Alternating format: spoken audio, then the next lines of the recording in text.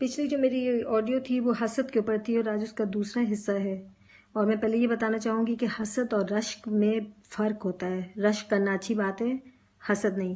اللہ تعالیٰ فرماتا ہے رشک دو آدمیوں پر ہونا چاہیے، ایک جسے اللہ مال عطا کرے اور وہ اسے جائز جگہوں میں خرچ کرے، دوسرا وہ جسے اللہ علم کی دولت عطا کرے، حکمت، اور وہ اس کے مطابق فیصلہ کرتا ہو اور تعلیم دیتا ہو. حسد کی بنا پر جیسے قابیل نے حابیل کو مار ڈالا جو آدم علیہ السلام کے بیٹے تھے. حابیل کی قربانی کو اللہ نے قبول کیا جو قابیل کو برداشت نہ ہوئی. برادران یوسف کو حسد کی بیماری نے آگ لگائی اور یوسف علیہ السلام کو قتل کرنے پر آمادہ ہو گئے. یہودی امامت چھن جانے پر حسد میں غیظ و غضب کا شکار ہو گئے جو آج تک ہیں، کیونکہ آل اسحاق کی بجائے آل اسماعیل میں سے ہمارے نبی صلی اللہ علیہ وسلم کو چن لیا گیا تھا. ایسے قرآن پاک کہتا ہے کہ جو کچھ اللہ نے تمہیں دیا ہے اس سے زیادہ کی تمنا نہ کرو، نہ کسی دوسرے کا زیادہ دیکھ کے اس کی تمنا کرو. اپنے حساب سے رہنے کی عادت ہونی چاہیے، اسی پہ شکر کرنا چاہیے. سورہ قلم میں 51 نمبر آیت ہے، اور قریب ہے کافر اپنی تیز نگاہوں سے آپ کو پھسلا نہ دیں. جب کبھی قرآن سنتے ہیں اور کہہ دیتے ہیں یہ تو ضرور دیوانہ ہوگا، نعوذ باللہ. اس آیت سے اللہ کی طرف سے یہ خبر دی گئی ہے کہ انسان کی نظر میں ایسی تاثیر ہوتی ہے جو کسی بھی انسان کے جسم و جان پر اثر انداز ہوتی ہے، اور رسولوں پر بھی اس کے اثر ہونے کی گنجائش ہوتی ہے، لیکن اللہ کی حمایت کی وجہ سے وہ بچ جاتے ہیں. اب سوال یہ ہے کہ کیا ہر حاسد کی نظر بری ہوتی ہے؟ نہیں، کیونکہ جس کی نظر لگتی ہے اسے عربی میں عین کہا جاتا ہے، اور جس سے نظر لگتی ہے اسے معین کہا جاتا ہے. ہر عین حاسد ہوتا ہے اور ہر حاسد عین نہیں ہوتا. یعنی کہ کچھ حاسد ایسے ہوتے ہیں جن کی نظر میں اتنی تاثیر نہیں ہوتی کہ وہ محسود کو کوئی نقصان پہنچا سکے. جن کی نظر لگتی ہے وہ بھی دو قسم کے ہوتے ہیں. ایک وہ جو جان بوجھ کر نظر لگاتے ہیں، انہیں پتہ ہوتا ہے کہ ان کی نظر میں شر ہے. دوسرے وہ جن کی نظر میں تاثیر تو ہوتی ہے پر وہ جان بوجھ کر نظر نہیں لگاتے، مگر ان کے دل میں پائے جانے والا حسد اس بات کا سبب بن جاتا ہے. جنات کی بھی نظر لگتی ہے اور وہ بڑی سخت نظر ہوتی ہے، اور بڑوں کی نسبت بچوں پہ زیادہ لگتی ہے. اس کی کچھ سمٹمز علامات ہیں، جیسے اچانک غیر معمولی تبدیلی ذہنی اور جسمانی، ہلکے پڑنا، رنگ پیلا پڑ جانا، جسم پہ کالے دھبے پڑنا، نیلے دھبے پڑنا، سینے میں کھچاؤ محسوس ہونا، سر درد، کسی سے ملنا نہیں، دل ڈوبنے کی کیفیت جسے ڈپریشن بھی کہتے ہیں، زیادہ گرمی محسوس ہونا.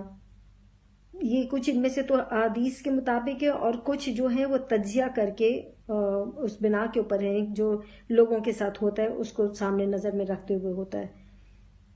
کیونکہ ہمارے جو سب سے زیادہ حالات اسی لیے خراب ہوتے ہیں کہ نہ ہم اذکار کرتے ہیں اللہ تعالیٰ کے، نہ ہی قرآن کی تلاوت کرتے ہیں، اور اسی لیے ہم زیادہ تر ان بری چیزوں کے حصار میں آ جاتے ہیں. سلمہ کے پاس رضی اللہ تعالیٰ عنہ کے پاس ایک بچی بیٹھی تھی، اس کا رنگ پیلا تھا اور کالے دھبے پڑے تھے. آپ صلی اللہ علیہ وسلم نے اسے دیکھتے ہی کہا کہ اسے نظر بد ہے، رقیہ سے علاج کرو.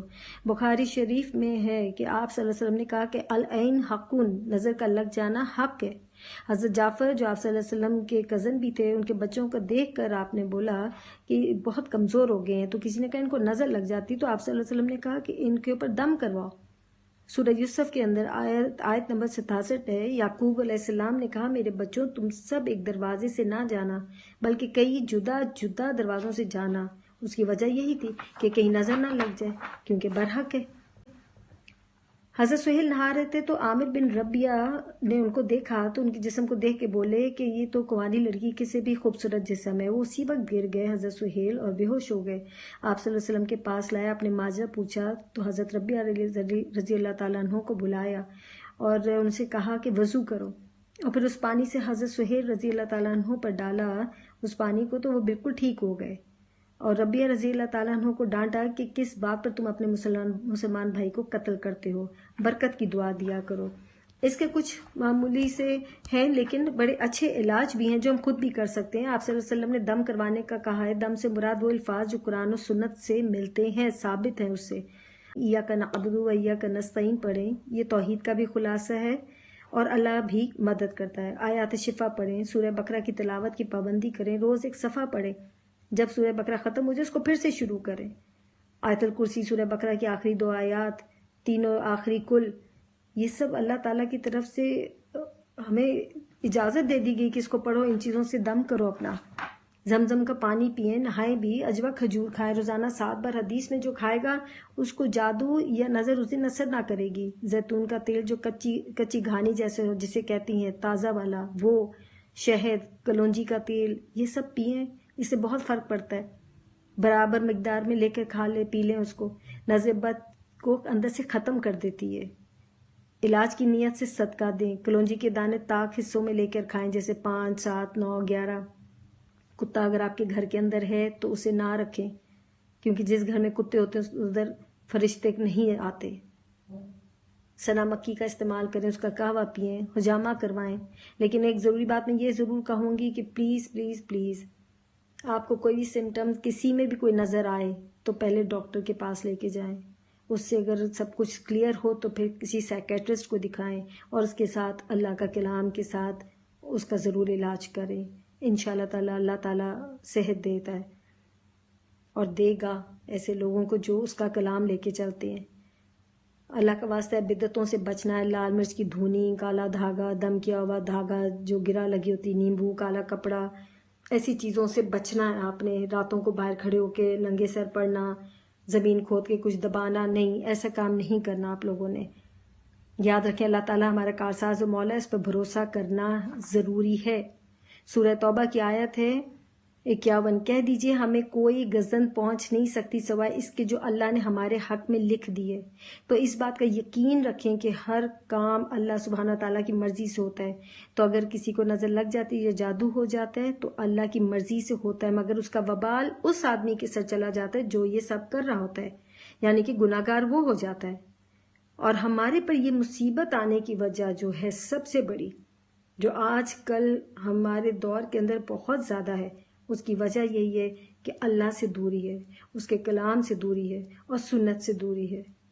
تو اپنی پروٹیکشن، اپنے بچوں کی پروٹیکشن کے لیے دن رات اللہ کے اذکار ضرور پڑھیں، خاص کر کے آیت الکرسی، سورہ فاتحہ، سورہ بقرہ کی آخری 2 آیات، اور تینوں کل تین بار صبح شام پڑھ کر حصار باندھیں اپنے پہ اور اپنے بچوں پہ۔ اور میں آپ لوگوں کو ایک کتاب فارورڈ کر رہی ہوں، وَإِيَّاكَ نَسْتَعِينُ، اور اس کے اندر جتنی بھی آیتیں ہیں اور جتنی بھی دعائیں ہیں وہ سب قرآن و حدیث سے ہیں، اور ان سب باتوں کے لیے اس میں سب کچھ موجود ہے، خاص کر کے صفحہ 36، 37، 38، 39 اور 40، وہ ان سب چیزوں کے لیے۔ تو آپ جب اس کا روزانہ دن رات اس اذکار کو آپ پڑھیں گے تو آپ خود محسوس کریں گے کہ آپ اپنے آپ کو کتنا سیف فیل کرتے ہیں۔ اور انشاءاللہ تعالیٰ اب اس کا تیسرا حصہ میں جلد آپ لوگوں کے گوش گزار کروں گی۔ آپ سب اپنا بہت خیال رکھیں۔ السلام علیکم ورحمۃ اللہ وبرکاتہ۔